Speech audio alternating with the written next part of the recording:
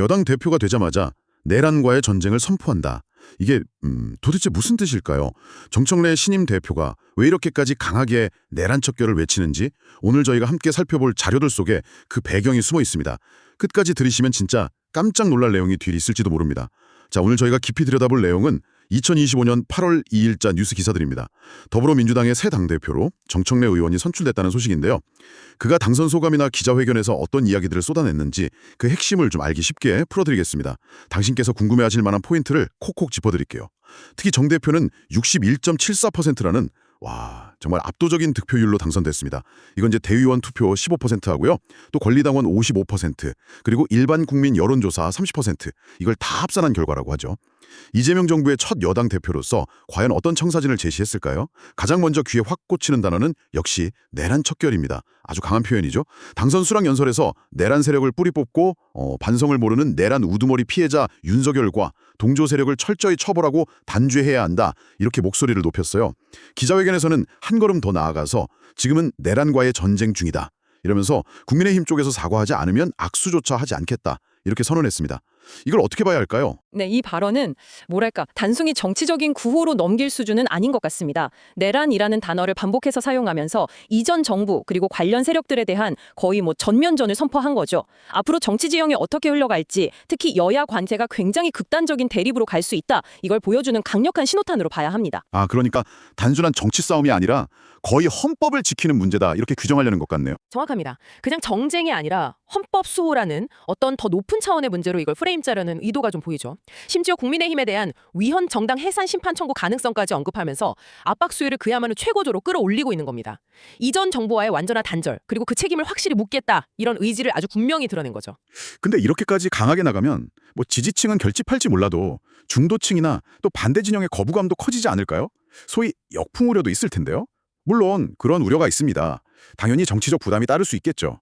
하지만 정 대표 측에서는 아마 61.74%라는 그 압도적 지지가 바로 이런 강경 노선에 대한 당원과 지지층의 요구다. 이렇게 해석하는 것 같습니다. 오히려 선명한 대립각을 세우는 것이 지지 기반을 더 단단히 하고 앞으로 국정 운영의 동력을 확보하는 길이다. 이렇게 판단했을 가능성이 높아 보입니다. 그렇군요. 이렇게 바깥을 향해서 강한 메시지를 던지는 동시에 내부적으로는 아주 빠른 속도의 개혁을 예고했습니다. 바로 3대 개혁인데요. 검찰, 언론, 사법개혁을 위한 특별팀, 그러니까 TF죠. 이걸 즉시 가동하고 올해 추석 10월 6일인데 이날 전까지 마무리하겠다, 이렇게 약속했어요. 추석 전까지면 시간이 정말 촉박한데요. 이 속도전, 이게 가능할까요? 네, 이 부분이 정 대표가 왜 그 압도적 지지를 받았는지를 보여주는 또 다른 핵심이라고 할 수 있습니다. 지지층이 가장 강하게 요구하는 그 개혁 과제를 딱 전면에 내세운 거죠. 추석이라는 구체적인 시한까지 못 박으면서 아주 강력한 추진 의지를 보여주는 겁니다. 이건 당내 지지 기반을 확실히 다지는 동시에 이재명 정부의 국정 운영에 힘을 팍팍 실어주겠다, 이런 강력한 메시지거든요. 도 채 안 되는 시간에 3대 개혁을 마무리한다는 게 가능할지, 또 너무 서두르다 보면 절차적 정당성이라든지 사회적 합의 같은 중요한 가치를 놓칠 수 있다, 이런 비판도 나올 수 있지 않을까요? 맞습니다. 바로 그 점이 우려되는 지점이죠. 지지층은 이런 속도전에 환호하겠지만 추석 전 완료라는 시한은 현실적으로 봤을 때 야당과의 협상이나 충분한 사회적 논의 과정을 거치기에는 좀 어렵다, 이런 선언처럼 들릴 수도 있습니다. 개혁의 동력은 확보하겠지만 그 과정에서 어떤 절차적 정당성이라든지 결과의 수용성, 이걸 어떻게 확보할 것인가가 또 새로운 과제가 될 수 있는 거죠. 자칫하면 일방적인 추진이라는 비판에 직면할 가능성도 배제할 순 없습니다. 그렇군요. 강경 노선, 속도전과 더불어 이재명 대통령과의 관계 설정도 주목할 부분입니다. 이재명 대통령과 운명 공동체다, 이렇게 표현하면서 대통령은 국정에만 전념할 수 있도록 당이 강력히 뒷받침하고 모든 공은 대통령께 돌리겠다고 말했습니다. 당내 통합 메시지도 함께 나왔고요. 이건 당과 정부 그리고 대통령실이 그야말로 한 몸처럼 움직이겠다, 이런 선언으로 볼 수 있습니다. 이재명 정부의 성공을 당의 최우선 목표로 삼고 당대표로서 이걸 적극적으로 지원하겠다는 뜻을 아주 명확히 한 거죠. 단순히 대통령 지원뿐만 아니라 당내부를 좀 다독이는 모습도 보였죠. 네, 그렇습니다. 경선 경쟁자였던 박찬대 의원 지지자들에 대한 불이익은 없을 거다, 이러면서 탕평 인사를 약속했고요. 또 억울한 컷오프 없는 공정한 경선을 강조하면서 당내 화합을 꾀하는 모습도 상당히 인상적이었습니다. 게다가 지명직 최고위원 중 1명을 평당원에서 뽑겠다, 이 공약은 당원 중심 정당을 더 강화하려는 의지를 보여주는 대목으로 해석됩니다. 어떻게 보면 강력한 리더십을 바탕으로 당을 좀 빠르게 안정시키고 정부 지원에 집중하겠다, 이런 포석으로 읽힙니다.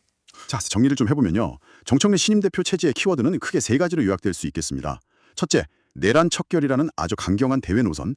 둘째, 검찰, 언론, 사법에 대한 신속한 3대 개혁 추진. 그리고 셋째, 이재명 대통령에 대한 강력한 지원과 당정청 일체화. 앞으로 여야 관계는 물론이고 민주당 내부 운영 방식에도 상당한 변화가 예상됩니다. 네, 맞습니다. 특히 그 내란과의 전쟁이라는 선언이 단순한 수사를 넘어서서 실제 정책이나 정치적 행보로 어떻게 구체화될지 이게 향후 전국의 가장 큰 변수가 될 것 같습니다. 또 개혁 추진 과정에서 그 속도와 절차적 정당성 사이의 균형을 어떻게 맞춰 나갈지, 그리고 선언한 대로 당내 통합을 실질적으로 이뤄낼 수 있을지 이런 부분들도 계속 지켜봐야 할 중요한 포인트라고 생각합니다. 오늘 살펴본 내용들이 앞으로 우리 정치에 어떤 영향을 미칠지 정말 궁금해지는데요. 마무리 질문. 그런데 말입니다. 이렇게 강경한 대립구도를 만들고 속도감 있는 개혁을 막 밀어붙이는 것이 지금 많은 국민들이 가장 중요하게 생각하는 민생 안정, 그러니까 우리네 먹고 사는 문제와는 과연 어떻게 조화를 이룰 수 있을까요? 어쩌면 이 질문에 대한 답을 찾아가는 과정이 정청래 대표와 민주당 앞에 놓인 가장 큰 숙제가 아닐까 그런 생각이 듭니다. 당신께서는 어떻게 생각하시나요?